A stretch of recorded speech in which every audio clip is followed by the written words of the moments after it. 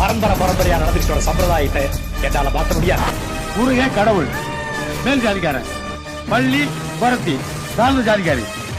விருப்பம் இல்லாத ஒரு கல்யாணம் இந்த ஊர்ல நடக்க கூடாது.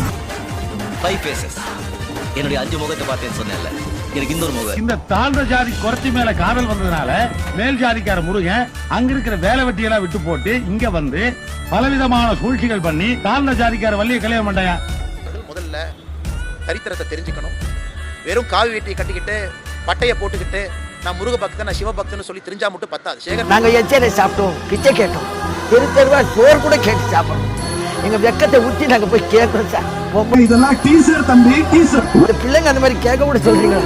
உங்களுக்கு கோதாமியா, இதெல்லாம் வரலாற்று இடம் வருவியா, வரலாற்று இடம். உங்களுக்கு கோதாமியா பாருங்க, இந்த பிள்ளைங்க படிக்க தேவையில்லையா? வேணாமா சார்? வேணும் சார், நீங்க மாறும் சார், எங்களை மாத்துங்க சார். பாகிஸ்தான்ல இந்துக்கள் உரிமை கேட்டு போராடினால் நமக்கு புரிகிறது. பங்களாதேஷ்ல இந்துக்கள் உரிமை கேட்டு போராடினால் நமக்கு புரிகிறது. அதெல்லாம் இஸ்லாமிய நாடுகள், இந்துக்களுக்கு உரிமை இல்லை, உரிமை கேட்டு போராடுகிறார்கள். வந்து சேருவோமா, இந்த முருகன் இந்த கூட்டத்தில் நம்ம கலந்துக்குவோமாங்கிறத ரொம்ப கவலையா இருந்தது. இப்போதைக்கு எங்களுக்கெல்லாம் ரொம்ப மன உளைச்சல், வேதனை.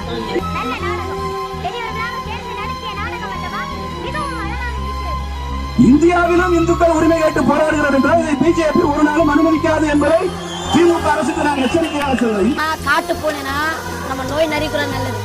காட்டு பூனை போய் பிடிச்சிட்டு வந்தா சாப்பிட்டா நல்லது. எங்களுக்கு நாங்க காட்டு பூனை தான் சாப்பிடுவோம். அட என்னையோ, கடவுள் கலப்பு திருமணம் பண்ணிட்டா மட்டும் கையெடுத்து கும்பிடுறீங்க.